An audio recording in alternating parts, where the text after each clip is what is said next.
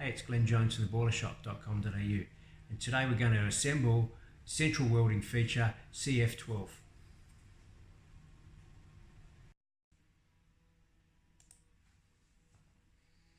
Here I show the central welding feature backing plate.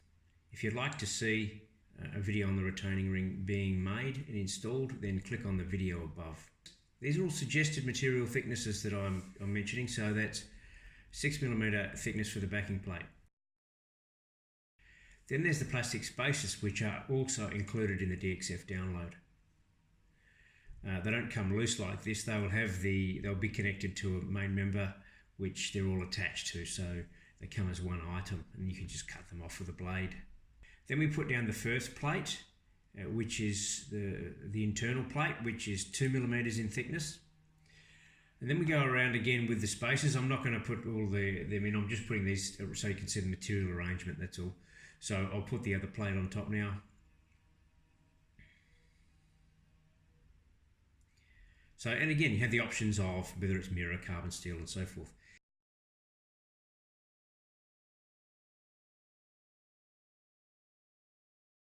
So there's a 6mm plate, a spacer, another 2mm plate, another spacer, another 2mm plate.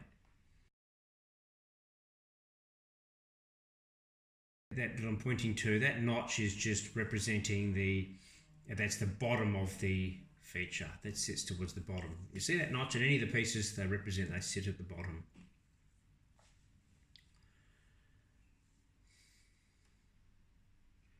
Then we have the 6mm base plate come back from painting, ready to be fitted up together with all the other parts.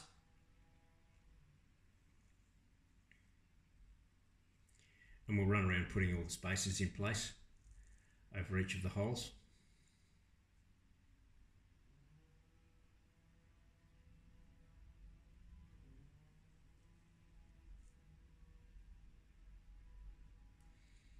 Then we've put our first plate in position. I put two bolts, top and bottom, the screws. They all help align the position and just get the plate to match up with the plate underneath.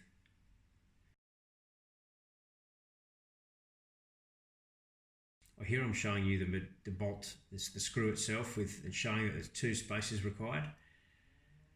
And then in this case, because this is going into my my mock panel just for feature purposes, I use a standard nut. If you're going to do in service like in this situation, notice these nuts, they're nylock nuts, nylock locking nuts. I used some, you'll see the little white plastics washers in here. I used that so I didn't crush the paintwork, but really it was an overkill. It wasn't required. If you want, just use a standard washer. I'm just giving a little wipe over with wax and grease remover. To see a proper method of cleaning stainless after laser cutting, just click on the link above.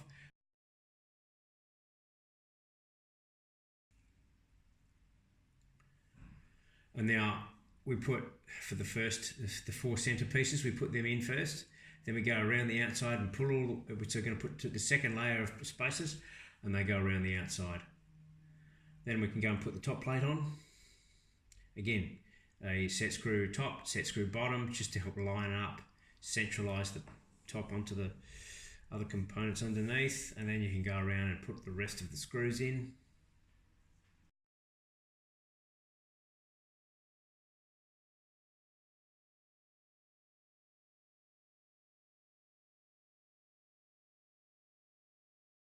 The center screws as well, and then we put the nuts on the back and tighten it all up.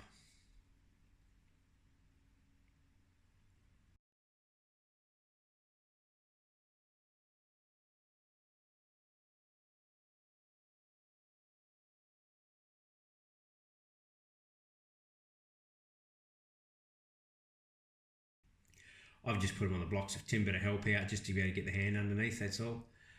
So I can get to the nuts.